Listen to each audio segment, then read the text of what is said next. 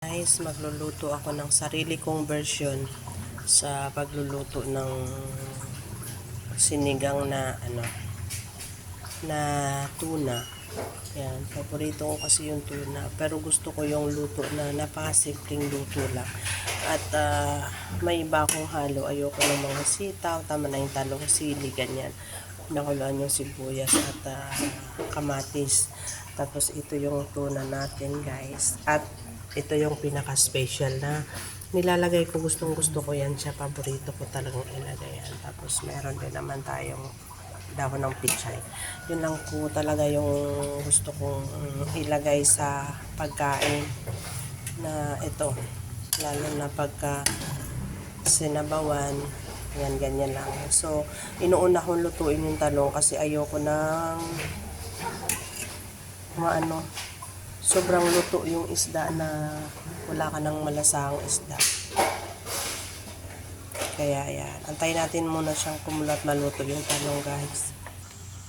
Ayan, luto na yung ating talong. So ihuhulog na natin yung ating tuna. Ayan. Masarap po talaga yan, si tuna.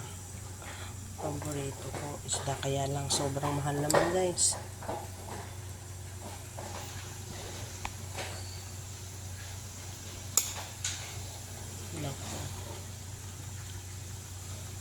Wait lang.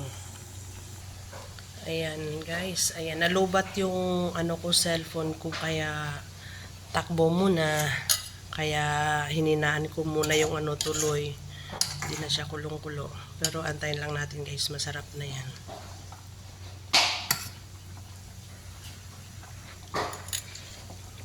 Ayan, sarap.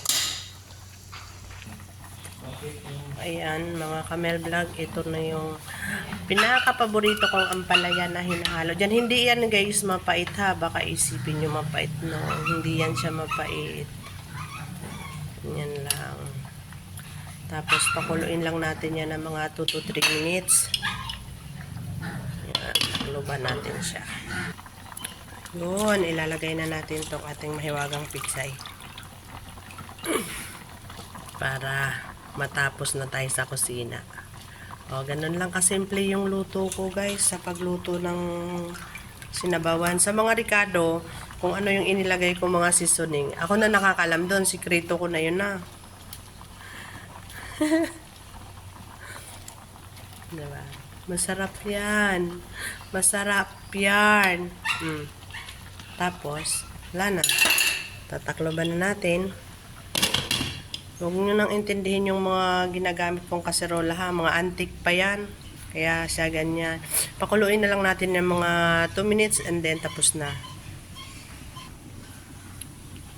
Ayan, guys, nakakulo na siya. So ang gagawin natin, papatayin na lang yung ating apoy para tapos na. Ayan, para hindi malabsak yung ating dahon.